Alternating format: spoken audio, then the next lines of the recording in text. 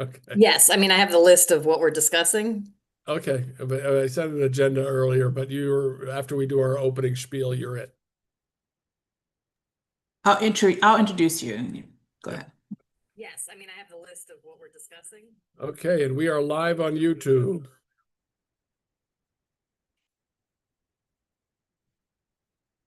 And now I'm going to let everybody in.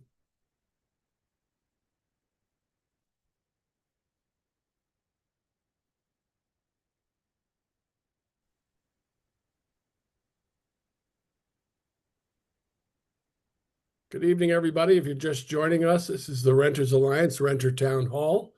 We'll get started in just a couple of minutes.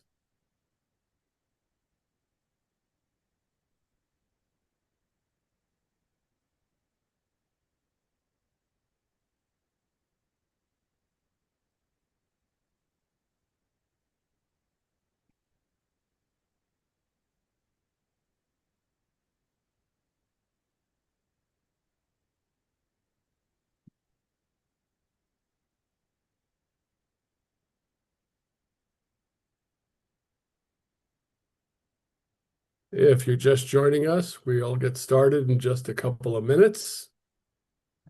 Doors have just opened.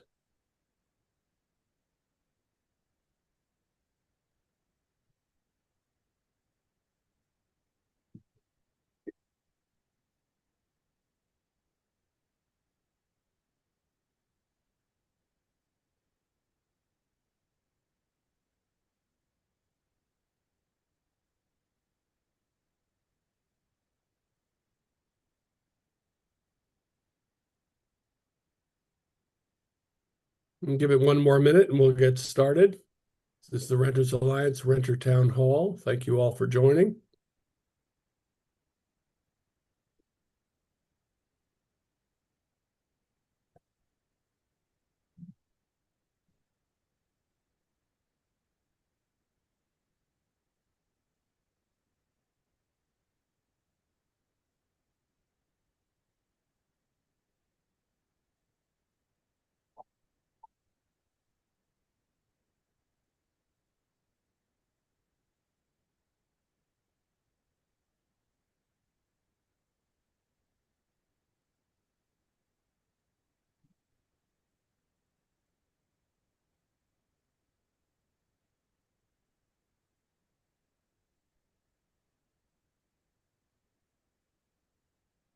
Okay, we hit our magic number. Good evening, everybody. My name is Matt Losack. I'm the co-founder and executive director of the Montgomery County Renters Alliance. And this is our Renter Town Hall. Tonight, we're going to be focusing on fire safety. But before we get started, I want to talk about a few things that you need to know about the town hall. First of all, if you have any questions or concerns, please put them in the chat. Our staff will be monitoring the chat and we'll get to questions and concerns as we go, or one of our expert panelists will also possibly address those questions after they do their presentations. I want to point out that we are in a housing crisis now that is getting worse. We heard from Health and Human Services last night at one of our tenant meetings at the Bonifant that we are looking at over 130% increase in homelessness, that our homeless shelters are beyond capacity, and it is becoming increasingly impactful on our senior population. So, keep this in mind when you think about the services that the Renters Alliance offers and our partners and the struggle with our government to fund these programs adequately. We are seeing people who are not just chronically homeless, but people who have never been homeless before, who are being priced out of their homes through no fault of their own, simply because the economy is not serving them very well. And people on fixed incomes are really unstable and in a difficult situation right now. The Renters Alliance is very clued into this. We are meeting with our partners on a regular basis and meeting with the county and state officials as well to see that whatever can be done legislatively or policy-wise to protect and preserve affordable housing, quality housing for the increasing size of the renter community is being done. So we're on the beat. With us tonight is the Renters Alliance staff. It's a little short staff tonight. I've got a couple people who actually do take a break once in a while. So David Mullins, our outreach director, has hopefully got his feet up watching a ball game. And one of our other outreach coordinators, Tim, is on vacation and hopefully with family. But with us also tonight is our remaining staff. So we've got Jackie Mashinya, who is our senior outreach coordinator. We've got Emily Towie, one of our full-time outreach coordinators. We've got Pat Beckham, who's on our staff, and Malek Demir on our staff, and Hua Ho, who's with our service year program, Governor Westmore's service year program. We very much appreciate their support. So with that, tonight I'm going to turn it over to our senior outreach coordinator, Jackie Mashinya, to moderate and introduce our first guest. Jackie? Thank you, Matt.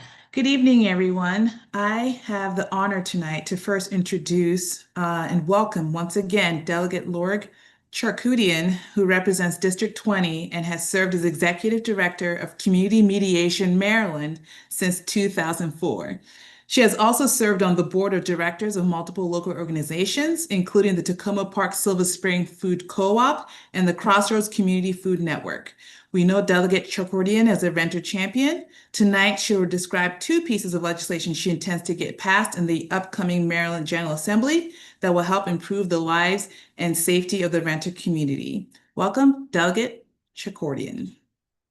Well, thank you, Jackie, and thank you to the whole team, and thank you to all the organizers and all the members and everyone who coordinates and works tirelessly and organizes to support renters in our community and make sure that renters in our community have stability and safety and health and safety and dignity in their homes and in their communities. I have worked with the Renters Alliance, and I have worked on renters' rights issues over the years. I won't go through all of them, but we have done a lot of work to make sure that folks have access to utility assistance. We've done a lot of work to make sure that folks have, have supported the efforts of many of my colleagues in terms of just cause eviction, which hopefully this is the year we're going to get that done.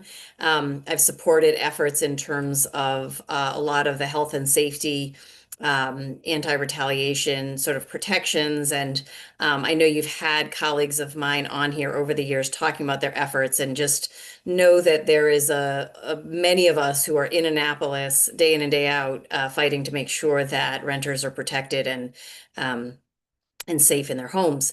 As you may know, yesterday was a special session. The Maryland General Assembly elected a new speaker, Jocelyn Pena-Melnick. We're very excited. She is an extraordinary policy wonk and brilliant woman, and compassionate, and also the first Afro-Latina ever to be elected speaker in the Maryland House, and first immigrant, and we think maybe first immigrant speaker in the country, although I haven't verified that myself. That's what I've heard. So continuing to make history in the Maryland General Assembly, and intend to continue to make history by protecting everyone in our community and ensuring justice for everyone in our community. So that's the work we have ahead of us.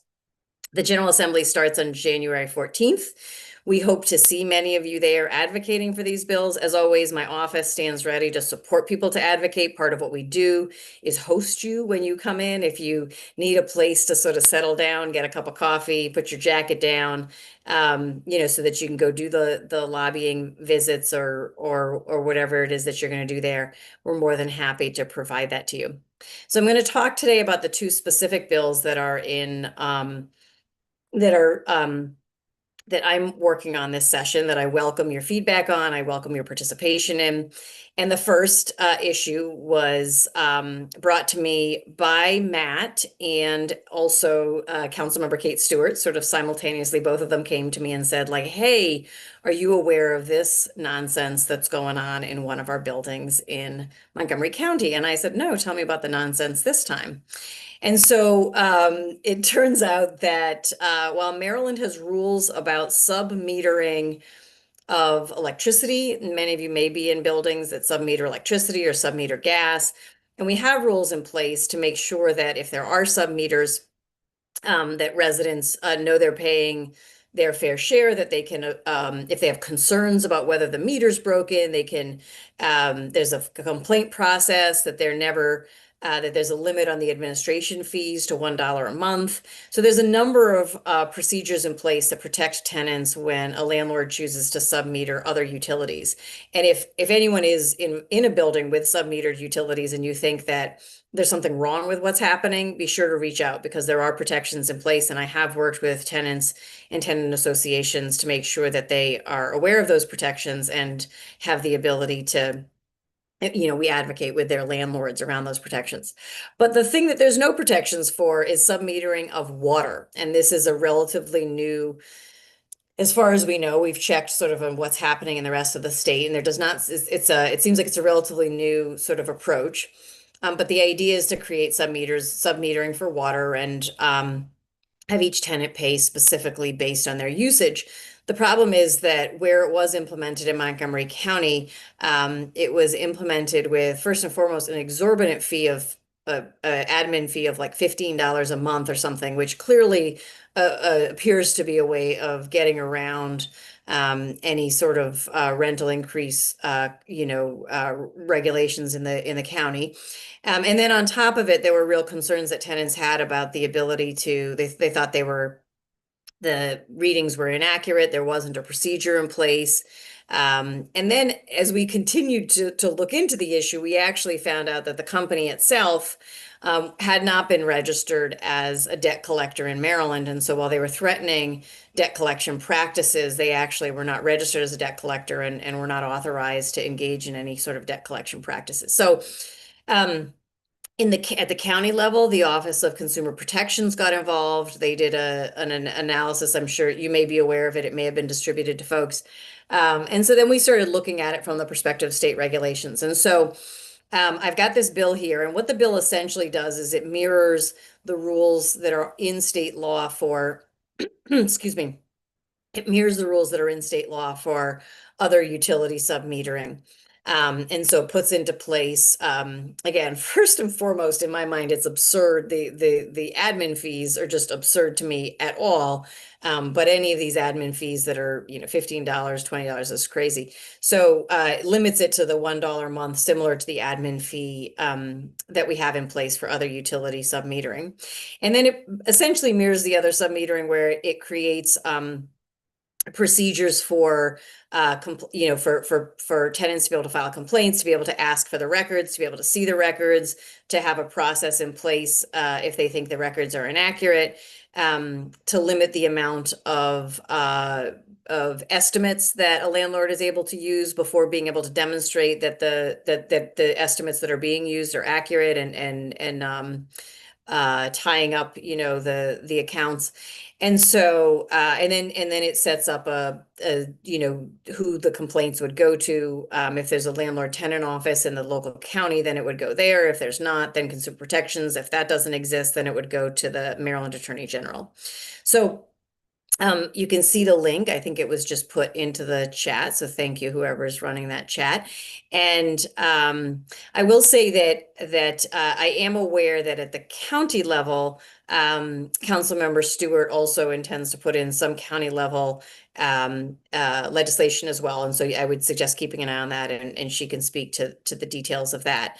Delegate Stewart, if I may ask, one of the key issues that I remember in our discussions about this bill was that one of the things we thought was nefarious was that somehow a private submetering company could, in effect, put in a private meter and charge a different per unit price than what the water company would charge. Right. So does your bill address that?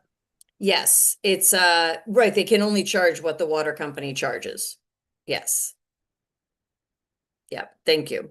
Sorry. Can you imagine that that's key. If Carnegie decides to buy all the lakes and then charge us $1,000 a gallon? I mean, that in fact, would be selling a utility to a private firm to charge us more for what ought to be public use. So thank you very much, Delegate Charkoudian, for doing this. Yes, of course. I will move on to the second bill unless, do you want to take questions on this bill before I move on to the second one, or? Let's move on. If there are any questions, we'll see them in the chat. Okay. So the second bill, my work on fire safety came about as a result of the tragic fire at the Arrive building that took place a couple of years ago, in which we lost Melanie Diaz, a precious community member. And I know that many members of that there are people in Renters Alliance who are also in Arrive and were harmed by that fire. And I continue to grieve Melanie and obviously still significant concerns in Arrive, most recently with rodents and other issues. But I actually continue also to stay in touch with Melanie's family, who I know is also in touch with other Arrive tenants still. And as they continue to advocate, despite the fact that they live in Florida, continue to come back to Maryland to advocate for fire safety. It's been a challenge to move these bills forward. We've sort of incrementally made progress. A couple of years ago, we made progress with the Melanie Diaz Fire Safety Act. That bill put into place several additional requirements as it relates to fire alarms, especially in unsprinklered buildings, and then it put into place a number of notice requirements in the unsprinklered buildings. And a few other things. But that bill also required a task force that was managed by the state police. And that task force made a number of recommendations that came out over the summer. And one of the findings and sort of areas of consensus was the significant inconsistency in enforcement, both across counties and even within counties. And so there's a sort of the structure in Maryland is that there is a state fire marshal, and then some of the enforcement of fire code is then designated to local government. And then local government does the enforcement in some counties, but not in other counties. And then, and so that was the first thing. Let me take each piece one at a time. So the first thing that we did was we put into place a series of requirements that if the local county is going to be doing enforcement, which Montgomery County does, then those who were responsible for enforcement had to meet certain criteria and take a certain course.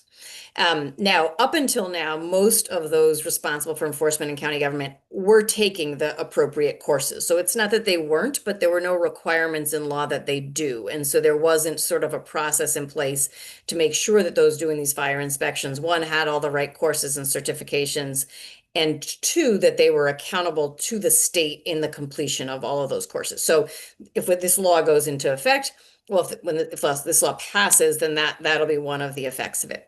The second thing that we found is that while sprinkler inspection and maintenance and testing, in order to do that, companies had to be licensed in the state of Maryland. But in order to do other life safety equipment testing, maintenance, and inspection, so for example, in order to test, maintain, and inspect fire alarm systems, there is no licensing in the state. And so this was sort of a double whammy, because you have the buildings that already are more safe, right? The sprinklered buildings are being inspected and maintained by companies that also have to have a license, whereas the ones that already are somewhat less safe because they don't have the sprinklers, the maintenance on those, again, they very well may be maintained and inspected by qualified individuals, but the state didn't have a licensing procedure for them. And so there wasn't a guarantee that they were licensed. And so, so this bill puts that licensing into place. So really it gets at the qualifications and standardization and making it consistent and accountability to the federal government. Not the federal government, sorry, the state government. So the county and the state are sort of all aligned.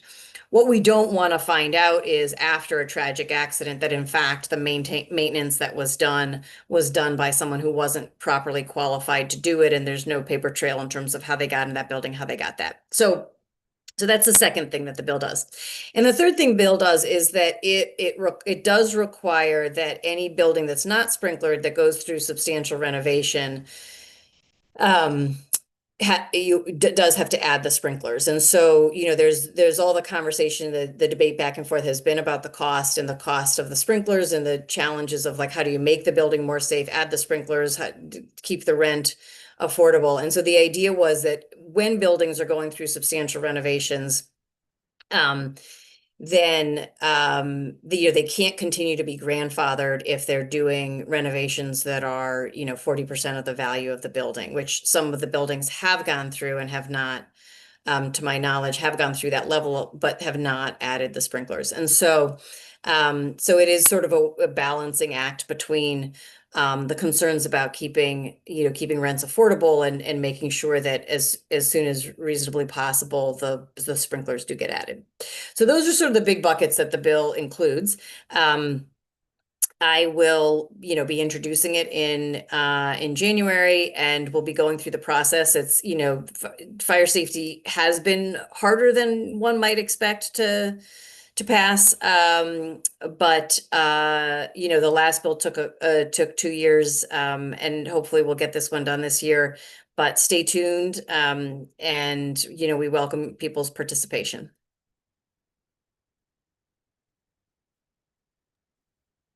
Thank you so much, Delegate Cherkoudian. Are there any questions for her regarding any of the two bills that she discussed so far from the chat? Trying to see here. Not seeing any questions in the chat yet. Just had a comment. Thanking the delegate for your dedication in fighting for the rights of tenants. Okay, we had one that just came in. I have requested the details of my electricity bills from the apartment manager multiple times, but haven't received the response yet. The lease agreement explicitly mentions that I have the right to get it. What can I do? Yes, the lease agreement, the state law also explicitly states that you have the right to get that. I think I have to look at what the complaint procedure is for that. I'm gonna put my my email in the chat. If you can send my office an email, and we will make sure that we point you in the right direction of where you can file a complaint. Because I think you can definitely file a complaint. You can always file a complaint with the landlord tenant office of the county. So probably encourage you to do that. But I think you also can file a complaint with the Maryland Public Service Commission, and that's what it is. That's what I want to look into. So if you can shoot me the details, and we'll figure that out. There's another question here. It says, you mentioned the fire safety bill might be an uphill battle. What about the water metering bill? Do you think it stands good chances of passing? I do. I haven't yet heard what the opposition is going to be. I mean, I think, there sort of is often general opposition to regulations. But I have not heard a specific point of opposition. And I think because it's mirrored off of the electric sub-metering bill, it would be hard to justify why we wouldn't have those same protections in place for water meters. But I never take anything for granted, so I can't promise anything until it's done, and I leave it all in the field every time. So What but I'll keep committee will folks it go posted. through? What committee? Well, so that's an interesting question. We expect normally it would go through the Environment and Transportation Committee, and we expect it would go through JPR in the Senate, Judicial Proceedings Committee in the Senate, because it's related to landlord tenant issues. Well, However, I can't imagine Delegate Corman, the chair of ENT, opposing that. So that should help quite a bit. JPR, we'll never know. Yes, and Shanika Henson is my cross-file on this bill, just so you know. So we'll see what happens. Yeah. There's another question that asks, if for new apartment buildings, is there a requirement for sprinkler systems? Yes. Yeah. So the issue with sprinklers, sorry, I should have mentioned that early on. So the issue with sprinklers is that they became required after 1974. So buildings that were built before 1974 were not required to be sprinkled and sprinklered.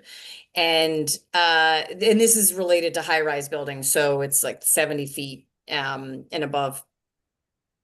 Right? 70? I think that's right.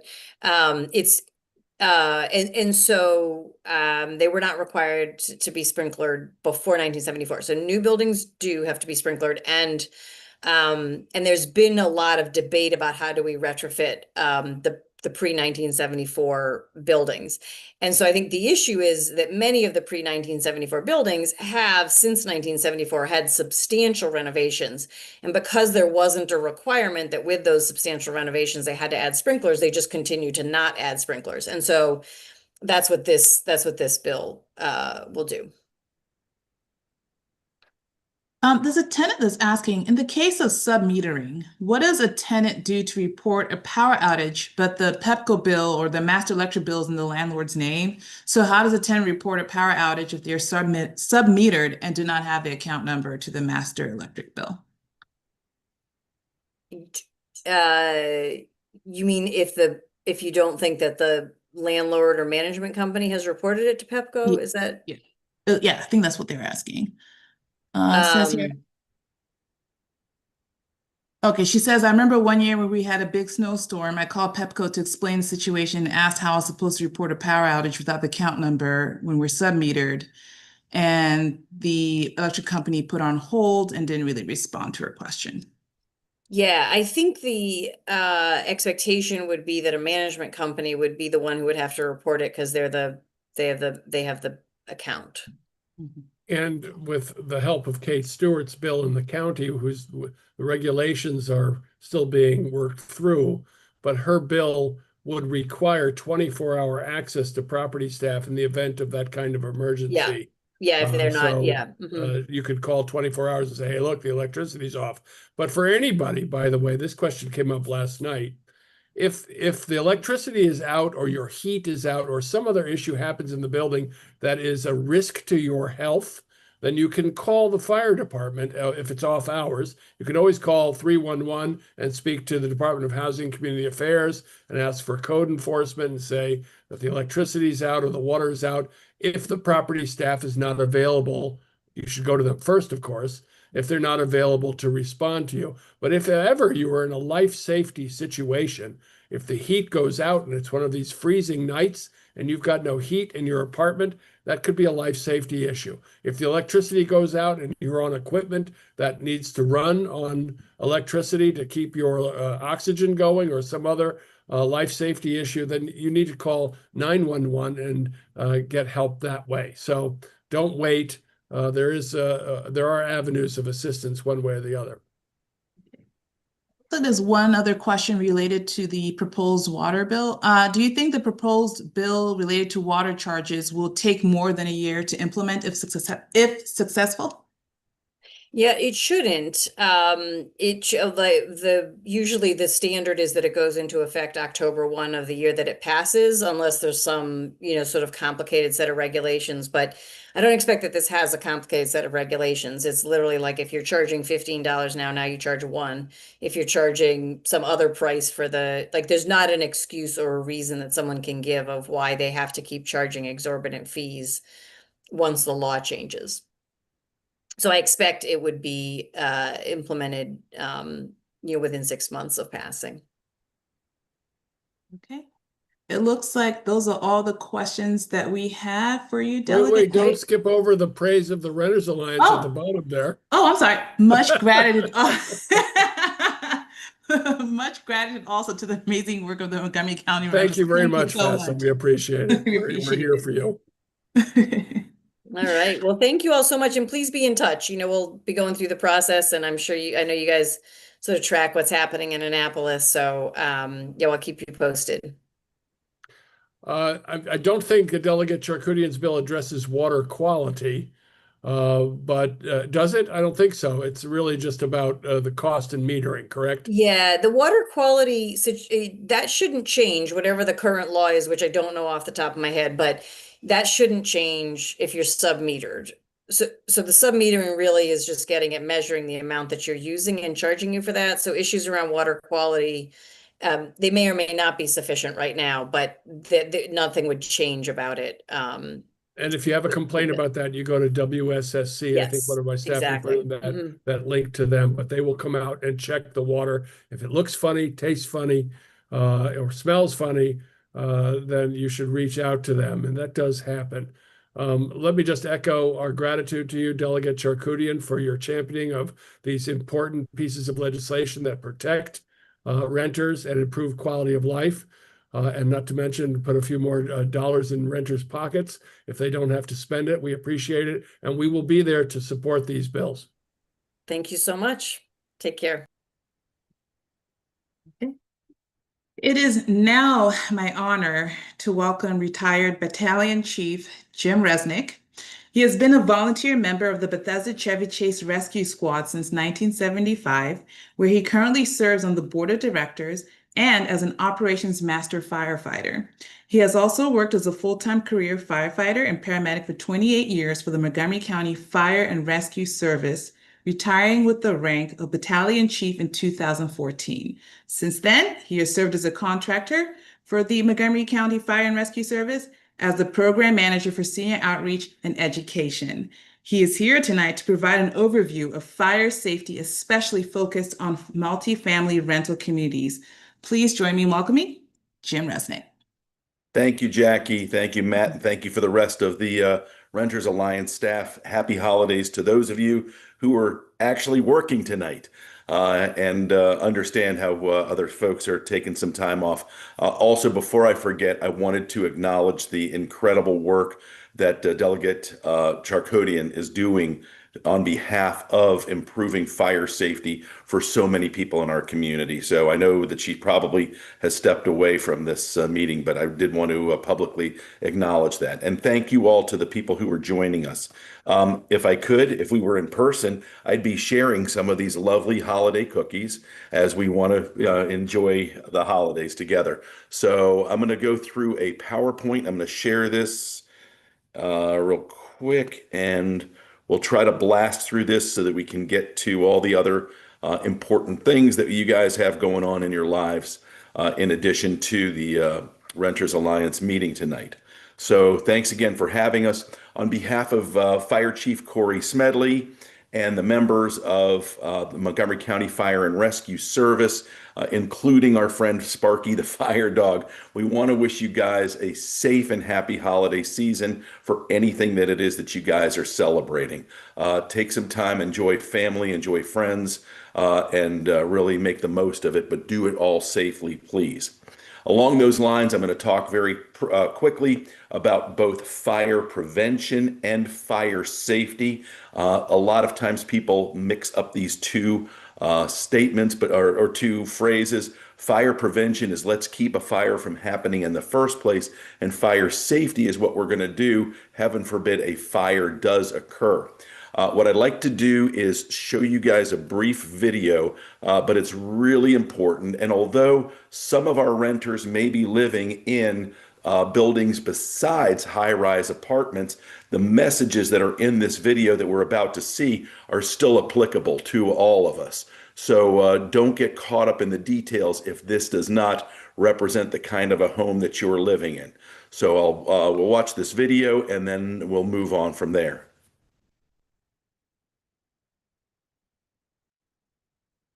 Oops, I'm sorry.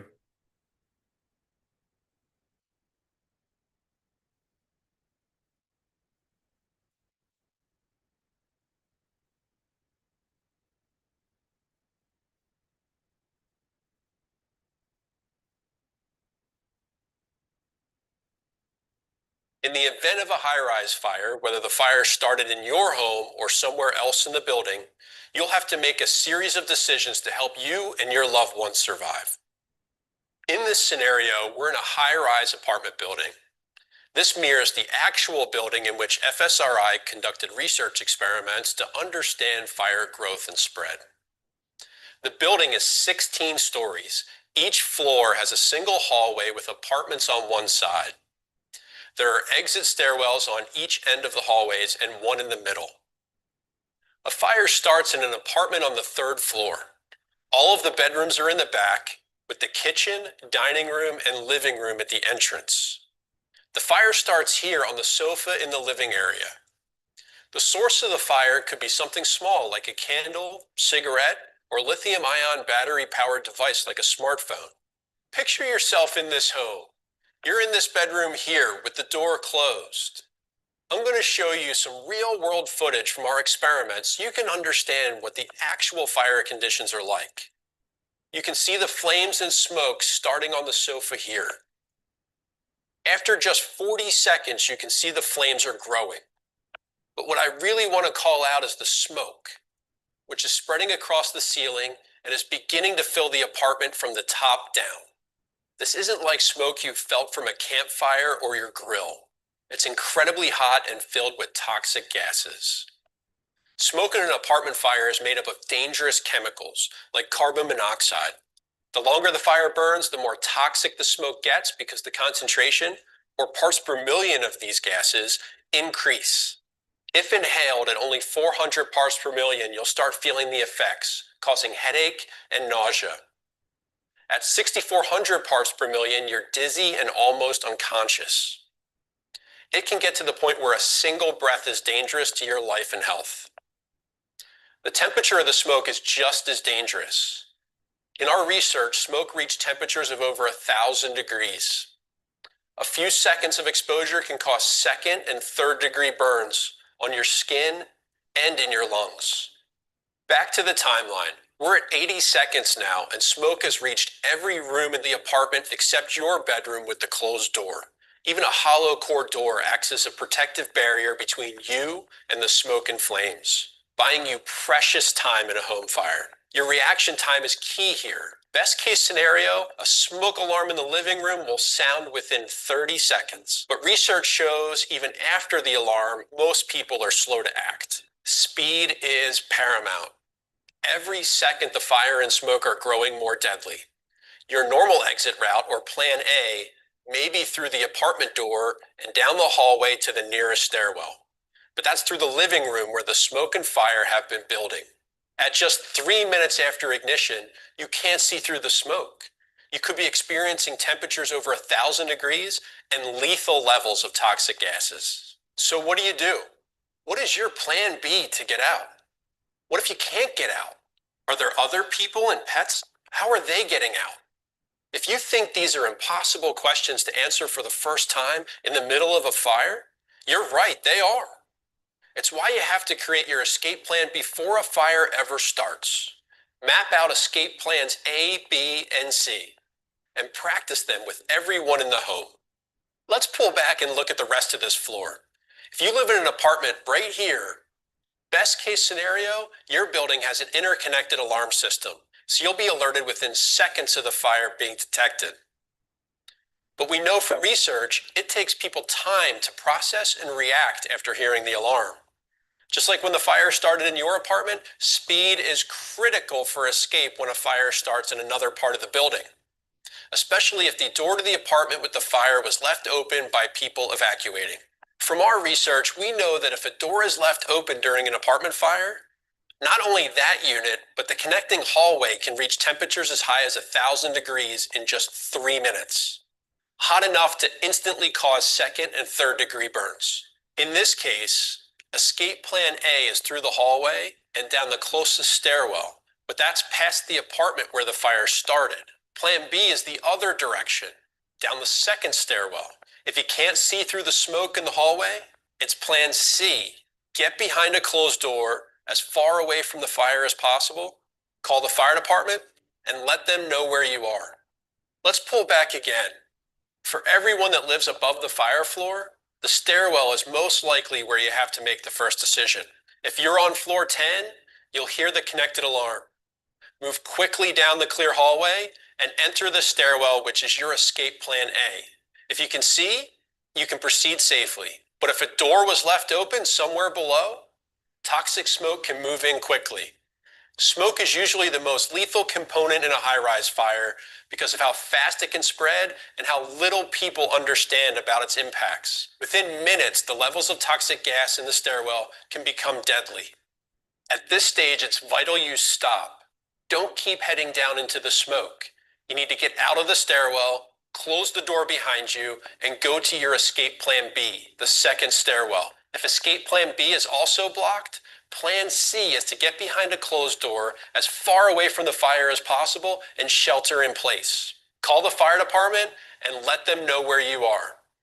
Remember, fire moves fast. Plan ahead to save lives. Create and practice your escape plan.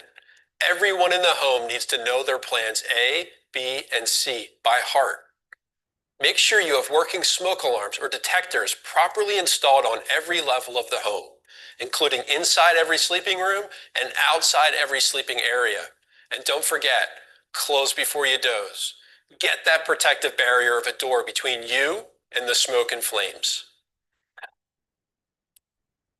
So my friend Steve Kerber, the guy that was talking there from the Fire Safety Research Institute, had some very, very powerful messages. The big three towards the end of his talk there were, number one, have working smoke alarms on every level of your home. If you're in a high-rise apartment building or something like that, it means you've got a working smoke alarm in your unit somewhere outside of the bedrooms. Also, have a fire escape plan. That's the second thing. Know your plan A, know your plan B, and know your plan C. And it's going to be a little bit different for every one of us because we're not all living in the same place and we're not all having the same abilities and disabilities that can affect our ability to escape. And then the third thing is understanding the importance of a closed door. If you can't get out for any reason at all, then having a closed door, at least one closed door between you and any of the bad stuff, the smoke, the heat, the fire, that can give you precious time that you otherwise would not have had if your doors were open. And that time is your time to call 911 and let them know exactly where you are and what's going on, what the conditions are like where you are. All right. I know it's not October anymore. I know that it's December. And if you look at the top of this, it says October is Fire Prevention Month.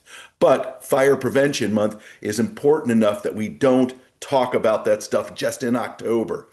This year's Fire Prevention Month theme was Charge into Fire Safety, which has to do with lithium-ion batteries. Now, I want to keep everything in perspective. These lithium-ion battery-related fires are an increasing and significant fire issue. However, the number one cause of fires that we're seeing in Montgomery County, in the state of Maryland, in the United States, and probably in the world continues to be unattended cooking. So we're going to keep things in perspective. But because this whole program, the whole problem with the lithium-ion batteries is such a new and emerging problem, I wanted to spend a couple of moments talking about that. Also, with the holidays, Christmas or Kwanzaa or Hanukkah or whatever, if you're exchanging gifts, a lot of gifts that people are sharing with each other are devices that do include rechargeable lithium-ion batteries. So the three messages regarding lithium-ion batteries that you can see on this slide include buy only listed products, which means these are things that have been certified, usually by Underwriters Laboratories. And you'll know that it's certified by Underwriters Laboratories if you look on the device and you see either on the charger or on the device itself, this little circle that has the letters UL next to it. And I think you might be able to see that on my camera right now. It's a little bit blurry, but right over there is a UL. That ensures that the device meets certain safety standards. And as long as you use it in accordance with the owner's manual, you're probably going to be very, very safe. Number two, charge these devices safely. Like it says there, only use the charging cords and charger that is provided by the manufacturer or that is recommended as a replacement by the manufacturer. Don't get a knockoff. Those things are trouble. I guess the term is buyer beware. Caveat emptor. If you buy a charger for your cell phone or your laptop or your tablet or your vacuum cleaner or whatever that's not certified, chances are that incompatibility can end up resulting in a fire or explosion of this device. That's how serious this is. Also, and this is the thing that usually makes people very, very uncomfortable, always charge your devices on a hard, flat, non-flammable surface, not on beds, not on couches, not on overstuffed chairs, not on rugs. not on piles of your clean laundry, not on newspapers or books. And we really mean that. This is a huge problem that we're seeing with these devices catching fire and then spreading to these flammable things. So the bottom line is, and I hope you can hear this, I was just knocking on my kitchen counter. This is a hard, flat, non-flammable or non-combustible surface. That's what you want to charge these things on. Don't leave devices charging or unattended overnight, and unplug these things when they're fully charged. And then finally dispose of either the lithium-ion batteries or these rechargeable batteries, or the devices that have those batteries in them. Recycle or throw away these things responsibly. Places like Home Depot, places like Best Buy, places like Staples, and you can always use the Montgomery County Solid Waste Transfer Station. Those are locations that will accept and properly dispose of or recycle these lithium-ion battery products. You don't want to throw them into the regular trash stream, because if there's a trash truck or a trash compactor that squeezes these things, it can cause the batteries to explode. We see trash trucks catching on fire regularly. We go to fires at the dump, or not the dump, but the dumping area at the solid waste transfer station on a regular basis. So keep that in mind. And if your home is one that you have household recycling, that they come to your street and they pick up the recycling in the county, then throughout the next year, throughout calendar year 2026, the county is going to be rolling out a program where if you call 311 in advance of the day that you're supposed to do your recycling and tell them, I have lithium batteries or I have electronics, they will pick that up. It's not been rolled out to the whole county yet. You can call 311, give them your address, and you can ask if you're qualified for that, and there's going to be notices sent out by the county. Finally, going back to the other basic fire safety stuff and fire prevention, number one, never leave cooking unattended. We hate candles. The fire department despises candles, except for those battery-powered electric candles. If we wish people wouldn't smoke, but if they do smoke, they have to be safe and careful about how they're discarding their smoking materials, not in the mulch, not in a planter. These are things that can end up causing fires. And be aware that there may be people living in and around your home who are on medical oxygen, and that makes the whole fire thing, whether it's from smoking or any other cause of a fire, it makes things even much more dangerous. Be extremely careful with your electrical devices and appliances. We don't want to overload any kind of electrical outlets like it shows on the left. We never want to put carpets or anything else on top of electrical cords. And if you have older devices especially, or if you have pets, it's something important to do to check the cords, check your wires, and so on, and make sure that they haven't been compromised in some way, either cracked or broken or bit through or anything like that. That is a frequent cause of fires in our communities. If you're in a rental property and you're in a multifamily dwelling, like an apartment building, then you're required to have hardwired smoke and carbon monoxide alarms, similar to the one that you see towards the top right of your screen. If you're renting in a single family home or a townhouse, perhaps a duplex, a quad, something along those lines, then depending on the age of the building, you might have hardwired, or you could be okay with sealed 10-year battery alarms, but they have to be smoke and carbon monoxide alarms, at least one of those on every level of your home. What to do if there is a fire? Basically, get out.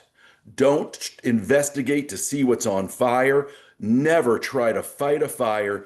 Get out, close the door on your way out, and then call 911. And like it says at the bottom here, go to your planned meeting place. If you're in a multifamily building, it's a really, really, really good idea to keep the items that are listed on this page close to the door so you can get out quickly. That includes shoes, a coat, and a hat. And I'm talking about a coat and a hat, even if it's the summertime. It'll give you something to sit down on if you need to. It'll give you something to shade yourself from the sun if you need to. And make sure you have your key or your fob or whatever will get you back into your place. Take a phone with you and also take a flashlight. And the phone might also substitute as a flashlight also. That's what I've got for basic information. There's a lot more on our website, which is mcfrs.org/mcsafe. And I'll put that in the chat, or I'll ask someone to put that in the chat later. And you can always call 311 and request more information about fire safety. So that's what I've got. I'll turn it back to my friends from Renters Alliance, and I'll take any brief questions that anyone has. Thank you so much, Jim. Let's go ahead and scroll up and see what the first questions. Okay, here's a question. In the past, my apartment has sent out an email with fire safety tips that are different from your recommendations. When I told them that some of these recommendations didn't align with Montgomery County's advice, their response was, "We're not legally required to send this out," implying they don't have to fix it. The question is, do you have any suggestions for how to better educate landlords so that they provide the right information to their tenants?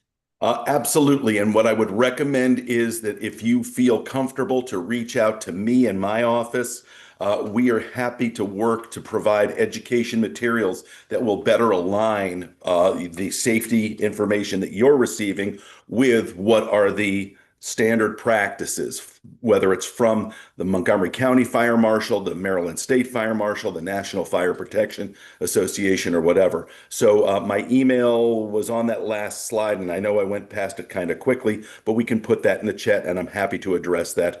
You can also just go call 311 and ask for Jim Resnick, and you'll get to me. Okay. Similar to the previous comment, how can we effect legal requirements for multi-unit rental properties to provide mechanisms for battery recycling? That's a great question. And unfortunately, that kind of falls out of the area of expertise and requirements of the fire department, even though we're the ones that have to respond if there is a problem. Instead, anything having to do with the disposal of or recycling of batteries falls on the county's Department of Environmental Protection. I would point you guys to their department, and I know that they are working very, very diligently towards trying to improve the whole system by which multifamily buildings can effectively and safely take care of supporting the tenants' desires to safely and effectively dispose of or recycle those. Specifically, I know a couple of months ago, I was at the Bower Park Senior Apartments at a community event there, and I spent part of the day with a couple of representatives from Department of Environmental Protection who were not only educating the residents, but also educating the property management there about what they can do to improve the whole recycling program, including lithium-ion batteries. Oh, if I could jump in, Jackie. First of all, I think Kate Stewart's bill might have something to do with the emergency safety plan that landlords and property managers will be expected to abide by. But Jim, I'm wondering, does the fire department, I'm sure they do since you're identifying that the lithium-ion battery situation is an increasing risk for fire that is becoming more common. But if you see something like that, does the fire department recommend to the appropriate county agency or department to propose legislation if there's a gap in enforcement or requirements? Is that something that you all get involved in? I know at the higher levels of Montgomery County Fire and Rescue, they are in frequent communication with the leadership of the Department of Permitting Services, which is actually where the fire marshal's office sits. And then when you're talking about rental properties, there's also the Department of Housing and Community Affairs. So I know at the executive level, there is communication. To the extent that they're talking about pushing for legislation and so on, I'm not privy to that end of things, but I can certainly run that up the chain, at least of the fire rescue service, and make sure that we hear that the Renters Alliance is looking for that level of communication and coordination. And then I would turn that also to everybody who's listening. If you have a concern that there's a gap in enforcement, or you see some way in which the county or the legislature can help, then, get involved with us, get involved yourself, and reach out to the county executive's office or to the county council or to your delegate and request that they look into this, perhaps pursue data from people like Jim Resnick and others that show that this is an issue, to substantiate a pursuit of legislation or policy, and make that happen. But on the same vein of the fire marshal question, which is coming up quite a bit for us, when we see false alarms going off frequently in buildings where the fire alarm system is not working or is triggered repeatedly in some buildings once or twice a week with fire response, where unfortunately people get a cry wolf culture, and they can't distinguish between when there's a real alarm and when not to go out of their building in sub-freezing temperatures. Do you have any recommendations on how tenants can handle a situation where they're seeing a growing number of false alarms? Do you know what they should do? The first thing is that the local fire station that is responding to those calls probably is already in touch with either the fire code compliance, which is part of, as we said, the Department of Permitting Services. We're in touch with those folks on a daily basis, or the Department of Housing and Community Affairs, each of which has a role in that process. And I understand the issue with becoming complacent to regular alarms. And please keep in mind, and Matt, I'm glad that you said the words false alarm. There's a difference between a false alarm and a nuisance alarm. There's a difference between a false alarm and an alarm malfunction, okay? To the end user, to the person who's living in the building, and all of a sudden the fire alarm starts sounding, they really don't care about that level of differentiation, but it really is important. Sometimes there's a problem with the actual system, and the system just has bugs with it. Whether it's freezing temperatures, which are affecting sprinkler systems, whether it's a bad smoke alarm, because in some of these buildings, you might have dozens or even scores or even hundreds of smoke detectors and things like that. And just like any other electronic device that you might have anywhere, sometimes there's little glitches with those, but it could set off the fire alarm. Those are a nuisance. They're not a false alarm per se. When you say false alarm, we're talking about someone who, without any sense of their smoke or a fire, they pull the fire alarm. That's a big problem in the community too, because exactly what you said, it requires a response, and there's the complacency that goes with that. So they should let the answer, I believe, for your members is call 311 and either ask to speak to someone from Department of Housing and Community Affairs or the fire code compliance, which is the fire marshal's office, and report those issues there. And as we see these problems occurring, we're able to put what we believe is the appropriate attention to those. Thank you. There was a question earlier. Someone had asked how often they should clean out their chimneys. The chimneys to be swept. Okay, and if you're talking about a chimney for a single family home or a townhouse or something like that, the answer is before each burning season. Okay, so we are now in a burning season. This is the time of year where people are going to be using their fireplaces or their wood stoves or other things like that. So prior to the beginning of that burning season, you should have a chimney, a fireplace, or whatever inspected by a qualified chimney sweep. I'm a homeowner, and tomorrow morning, I am going to have a company come to my home to check my chimney and my fireplace, and I've held off on doing any burning until that's done. The issue is that during the non-burning season, that's when birds, squirrels, raccoons love to get into our chimneys, build nests. Also, homes can settle over time, and it could develop cracks in the flue, and that's where fires can extend from the chimney into the attic and other places like that. So there's your answer to that, and thank you for that great question. Okay. A tenant was asking if you recommend apartment dwellers buying fire ladders. The short answer is no. Uh, Depending on how high up you are, it's not uncommon that a fire ladder is not going to get you to any kind of a safe place.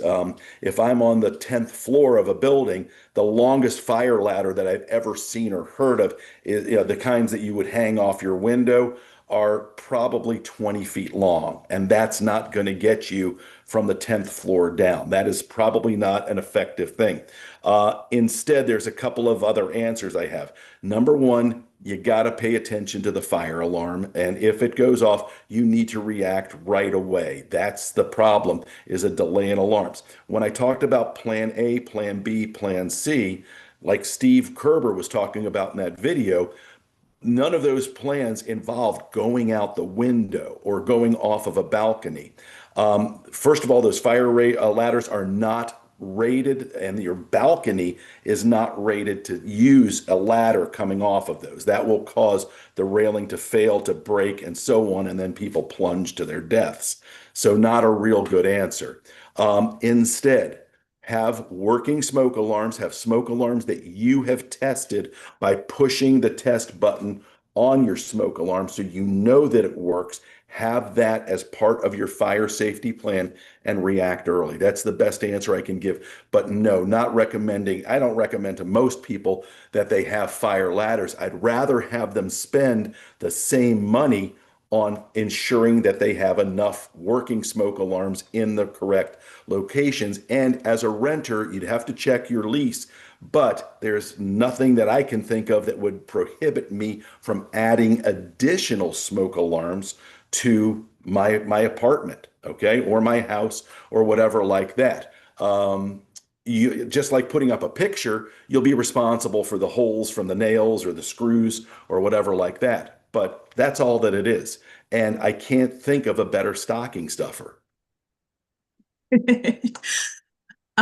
Joyce is asking, to your knowledge, are there any jurisdictions that require some kind of signage, especially in retail stores, about issues related to low value replacement cords and cables? Her Renters Association wants to develop short alerts.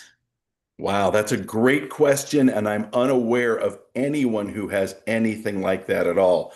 I think the only thing that you're really going to see or hear is from organizations like the National Fire Protection Association, basically saying buyer beware and only buy the certified products.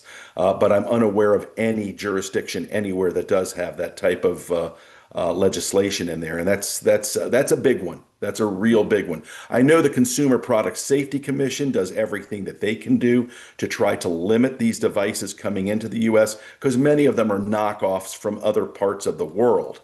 But there's a lot of trade that goes on, and that's a big issue. Do you recommend an alarm both in the kitchen and outside the bedroom door? The question is, my apartment only has one outside the bedroom and is only one required by law in an apartment unit. Depending on the size of the apartment, how many bedrooms there are, the distance in the hallway between bedrooms, and other factors like that, it's not uncommon that you might only have that one hardwired smoke alarm in that hallway. And that may meet the code for that building depending on when it was built. And that's kind of where I'm saying you could consider purchasing your own supplemental alarms. I am not going to recommend, for most cases, that you put an alarm in the kitchen. These are not designed to be a kitchen timer, and they will go off so often if you put it in the kitchen that you end up disregarding it, tearing it off the wall, or anything like that. You can follow the manufacturer's instructions, the owner's manual that comes with the alarm as to what the proper placement is. But keep in mind, the most important places for a smoke alarm are the places to protect us when we are asleep, which is outside the bedroom, so the hallway is protected so that you can exit, as well as considering it might be required for some buildings, it's supplemental for others, but adding a smoke alarm into your bedroom. that's a huge, huge plus for all of us. Jim, I gotta say, I've got mine outside my bedroom and it goes off whenever I cook because everything I cook is smoky. Are you able to give a little demonstration on how to turn it off temporarily or what you are holding in your hand? I think is a pretty common one. Yep, Matt, I'm actually going to give you two answers. The first answer is perhaps you have the wrong type of alarm in that location. So this alarm that I'm holding up right now, and I don't know if you'll be able to see it or not, at the very top underneath where it says Kidde, this is an ionization smoke alarm.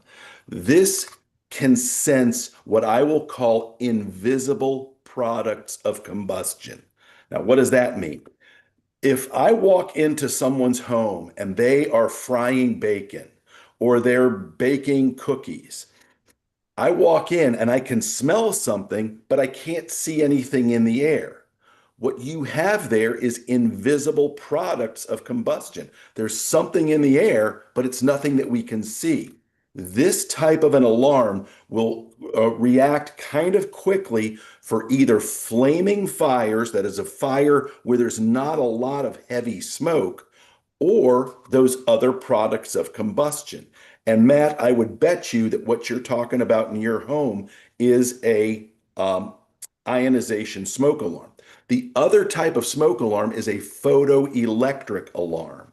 And a photoelectric alarm, the best way I can describe that is when I walk into my dry cleaners, I open the door and I walk in and the doorbell goes off. I didn't push a button, but there's a little invisible beam of light. And when I walked through, I broke that beam of light, and that's what created the short circuit, as it were, which then made the doorbell go off. So a photoelectric alarm will look pretty similar to this, but inside of it is a little photoelectric cell. And if the smoke gets in there and breaks that beam, so it's got to be visible smoke, that's what would cause that to go off. So I think that that might be one answer. And the second shorter answer is you got to clean these things out periodically. Take a can of compressed air, go up onto a ladder, blow them out, because sometimes the dust and pollen in our homes will get to it. Then the final thing is how to silence them. This particular smoke alarm that I've got here has two buttons on it. The one that's closer to the little blinking light is the test button. If I push that for a few seconds and release it, it will go through the test cycle. But the other button on this particular alarm, it's the one that's farther away from the little blinking light. That button says push to hush. So if I simply push that button, and I don't have to climb up onto a ladder, I could use a yardstick or a broom or anything like that. You heard it make a single chirp. This is now in the hush mode. And for 10 minutes, even if there's smoke around, it's not going to alarm. Okay. Now, I can't do that preemptively is the problem. If it starts going off and I know it's not a fire, I know it's just what I was cooking, then you can push that hush button. This one has the two buttons, each has a separate role, but many smoke alarms have a single button and that button does both things. It's either the test button or if it's activating from nuisance smoke and I push it, it acts like the silence button. So does that answer your question, Matt? It helps. Otherwise I've been using a baseball bat and that doesn't work. Don't do that. Hey, Jim, I have a question I think you've touched on before in some of our other meetings. It's holiday season. We like to plug things in, have lots of lights, especially the older apartments don't necessarily have adequate outlets. Can you talk about why it might not be a good idea to piggyback those power surges? Yeah, and I'm sorry, I usually have a demo of one of those with me, but I hope that people understand what we're talking about when we talk about surge protectors or power strips, something where you can plug in multiple items. So there's a few things about those, okay? First of all, whatever you're plugging into the wall is hooked up to a circuit breaker, or in some older buildings, perhaps a fuse box. And those circuit breakers or those fuse boxes have a certain amount of electricity that can go through that particular circuit. And if you exceed that amount of electricity, that's considered to be a surge, and that will pop the circuit breaker, or it will pop the fuse, as it were. Okay. And that means you've tried to do too much from there. So if I take a power strip and I overload that, it may pop that circuit breaker. Sometimes the power strip itself has its own little circuit breaker, and sometimes it's the one in my electrical box. It's important to recognize that we never want to exceed that amount of electricity. And what all of that, here's two ways to understand that. We're talking about something called amps. That's AMPS, an amp. An amp is a measurement of electrical use. Okay. Now, what does that mean? I have a cell phone that's being charged right now. You can see this cell phone with a cord attached. The cord is a very, very thin cord. It's kind of like angel hair pasta. Okay, it's that kind of a thin cord. This cell phone, when I'm charging it, takes somewhere between 0.5 and 1 amp to recharge. Okay, so this cord right here is rated, let's say, for 1 amp. Well, that power strip or that surge protector, which might have 4 or 5 or 6 or 7, however many outlets in it, those are usually rated for 15 amps. So if this is only 1 amp, then I could plug in 8 of them, and I'm still well below that 15 threshold. However, when you start talking about Christmas lights, when you start talking about space heaters, when you start talking about other kinds of things that might be drawing a lot of electricity, that's where we can cause that surge protector or that power strip to be overloaded, and perhaps that outlet to be overloaded. So it's important to understand how much electricity we're using. And the best answer I can give you is look at the diameter of the cords that you're plugging in. None of those cords should be the same diameter as the cord that's plugged into the wall from that surge protector. So I hope, and Malik is now, it's been nice seeing you go fix whatever's going on with that. We never want to put space heaters into a surge protector, a power strip, something like that. They draw too much electricity, and that is a fire risk. And if you read the owner's manual for things, read it closely. Sometimes it will say this thing must be plugged directly into the wall, not into an extension cord or anything like that. So I hope that that helps you understand that. It does. Thank you. Alan asked a question. He said, we live in a fireproof 20-story building, and residents ignore the fire alarm because they're told to respond to each alarm by walking down as many as 20 flights of stairs. Can Montgomery County follow New York City and recommend that residents in fireproof buildings stay in their apartments unless there's an obvious fire or smoke danger? So the short answer is that right now we're not, unless there's something going on that I'm not aware of, I don't see that changing. And I understand how difficult that is and how scary that can be for people. And if there's folks that have mobility issues and other kinds of challenges like that, what a real problem this can be. And it's a real life type of a problem. So the short answer is I don't know that we are going to be changing any of the code requirements or recommendations like what New York City Fire Department has. And sadly, and I don't know for sure if New York City is rethinking this, but if you look at some of the horrific multiple fatality fires that have occurred throughout the world in the last few years, it's the same things happening over and over again that residents are not evacuating right away. And I look at the Grenfell Towers horrible fire that happened in London probably about 8 or 10 years ago. And there's, I know, a Netflix documentary about that. And I think if anyone watches that, that will change your mind about the whole shelter in place mentality. Also, there was a recent fire in Hong Kong, I believe, within the last couple of months. And again, it was an outside fire. It's something that we don't expect is going to happen. I use the Hurricane Katrina example to say if you have the ability to get out, then get out early. Take action early, whatever it is, whether it is that you're evacuating or if you can't evacuate because you're in a physical or cognitive condition that prohibits you from leaving your apartment and going down 20 flights of stairs or whatever, then take action right away by sheltering behind multiple closed doors, calling 911 right away, telling them where you are and what the conditions are like where you are. And if the conditions are that the alarm's going off, but there's no smoke or fire in my apartment, then okay, that's fine. The fire department knows where you are. Now, it's important to understand that doesn't mean we're going to send a firefighter to your apartment because you just said, I don't have smoke or fire in my apartment. Why would I send a fire? If I'm the fire chief, why would I send a firefighter to a place where there's no smoke or fire?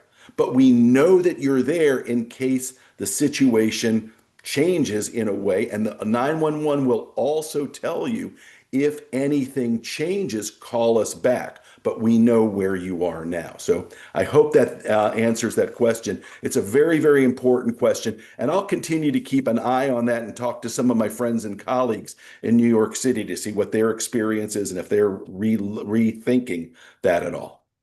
But Thank you is so that much, Jim. Sorry. Wow.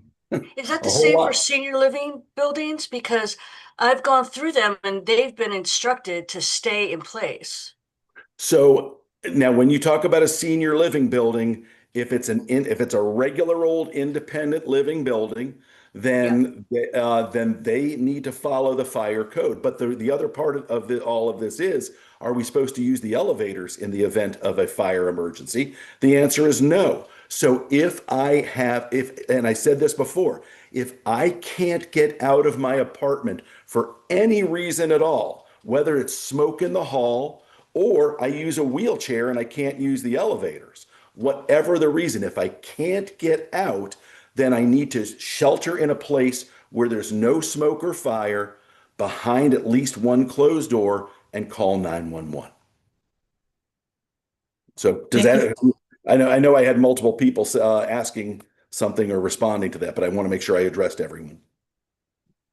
No, thank you so much, Jim, for answering those questions and for joining us tonight for that and presenting to us very important processes on fire safety and rules. All right, I am going to turn it over to our team to provide you with an overview of renter resources and how to access them. First, Waho, our Maryland Service Year intern, will provide an overview of the Office of Landlord-Tenant Affairs, and then after that, Housing Code. Hello, everyone. So the Office of Landlord and Tenant Affairs is charged with informing the public on their general rights and responsibility of tenants and landlords and helping those two parties resolve issues amicably without having to go through the district court process. But also on their website, they provide virtual copies of the Landlord Tenant Handbook, Ordinary Wear and Tear booklet, and also sample leases just so that your landlord can use that as a model that comply with applicable state and county landlord tenant laws. But if you do have issues with your landlord, or landlords have issues with tenants, they can file complaints with Office of Landlord Tenant Affairs. But we always recommend that you try to talk to your management before going to Ulta to file a complaint. You can file the complaint through two ways. You can call 311 or you can do it on their website, filing a complaint on a link that they have on the website. And then usually about after the complaint has been filed, complainants will receive an acknowledgement letter within about 10 days, which you will be assigned a case number and a landlord tenant investigator. The investigator is a neutral party who will examine the documents and the video of both parties to determine whether there's been a violation of county law. If the dispute cannot be resolved and the investigator determines that there may be a violation of county law, the complaint may be referred to Commission of Landlord Tenant Affairs, which is COLTA, and then COLTA will go on and accept the case and hold a hearing. But either way, it's best to try to remedy the issues with your management and have it in writing. But you can also call them at 311 and or on their website. And then for code enforcement will handle maintenance and structural violations. If your unit has issues such as pest infestations, no heat or air conditioning, there's excessive mold or the pipes are leaking or lack of utilities, you can call 311 or submit a complaint online as well. Most uncorrected violations are subjected to a $500 or so citation for each violation. But again, we always recommend that you initially put in a written maintenance request with your management team and give them ample time to address and fix the issue. However, you have to use your best judgment. For instance, if you don't have heat and it's winter, they should try to resolve that within 48 hours as it's an urgent violation. And if your maintenance hasn't fixed it and you already made them aware of the issue, then it'll be best for you to escalate to code enforcement. So again, that would be 311 and also on their website. And also you can reach out to Renters Alliance if you need guidance on how to go through the whole process or you need any questions about code. But just to note, if you do live in Rockville, Gaithersburg, they have their own code department. And then Tacoma Park has a contract with the county, so they fall under Montgomery County Code.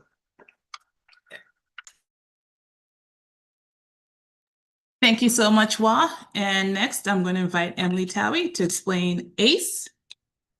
Sure. So the ACE stands for Access to Counsel in Evictions. This is a state program that offers pro bono attorneys to low-income renters who are facing eviction. To get in touch with them, you can call their intake line at 211, or you could call one of the legal aid providers directly. There are two, and now there's a new one as well. So there's Maryland Legal Aid, CASA, and Community Legal Services, which has just recently expanded from Prince George's into Montgomery County. I'll put those numbers into the chat.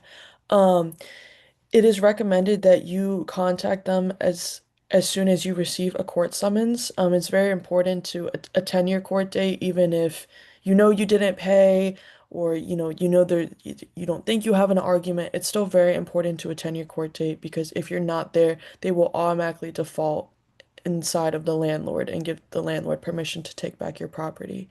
So reach out to legal aid as soon as possible. They do have on some court days, lawyers will be at the court offering same-day representation, but it is highly advised that you contact them sooner than that so that they have more time to look over your documents and prepare a defense for your case. And oftentimes, if you contact the attorneys, they'll be able to get you a continuance, so give you an extra week or an extra 30 days to buy yourself some time to get the funds together, apply for assistance, what have you. So I'll put those in the chat, but just remember 211 and call them sooner rather than later. Okay. And I would also like to say, if you would like Renters Alliance to provide information at a community event or you're hosting, or please reach out to us. Additionally, if you'd like information on how to form a tenants association or you would like help with establishing one at your building, please reach out to us at info@rentersalliance.org or call 888-668-7717. Those numbers are in the chat right now, and one of the Renters Alliance team members will reach out to you. And now I'm going to invite Pat to talk to us about the importance of voting. Hello, everyone. As always, I'd like to remind you how very important it is to vote. We need to let our legislators know that renters matter, and we need to pick those legislators who are willing to support renters and their rights. So please, when you have the opportunity to vote, please vote and let legislators know that what is more important than anything, they need to know that we always vote. It's very important. And I'm going to keep reminding you of that. Secondly, I'd like to say I put in the chat an email and phone number about people who are experiencing food insecurity or know of someone who is experiencing food insecurity, please call this number. The Maryland Hunger Solutions have various ways they can help people with food. So I just threw that in the chat in case you like I said, know of somebody or you yourself need some help with food insecurity. Well, thank you Sorry. for that, Pat. Thank you, Jackie, for moderating tonight's town hall. Emily, you wanted to throw something in? Yeah, sorry, Pat. I'm not seeing it in the chat. Could you resend it, please? Or I don't know if anyone else sees it. Really? Okay. I think she did it earlier, but let's post Oh. it again if we can find it. Okay. Our next town hall will be on January 7th. We're trying to organize it around the Maryland General Assembly upcoming session to give an overview of what kind of legislation is coming down the pike that will help renters and what might be harmful to renters. But we'd like an overview of that as we get ready for the 2026 Maryland General Assembly. And on behalf of the Renters Alliance, our board, and all of the members of the Renters Alliance across Montgomery County and Prince George's County now too, I want to thank retired Battalion Chief James Redsnick for his expertise and his dedication to fire safety for all of us. I expect that many of us in the renter community are going to owe their lives to James if we follow his recommendations and his expertise. So with that, thank you to everybody. And happy holidays. And happy holidays. And good night.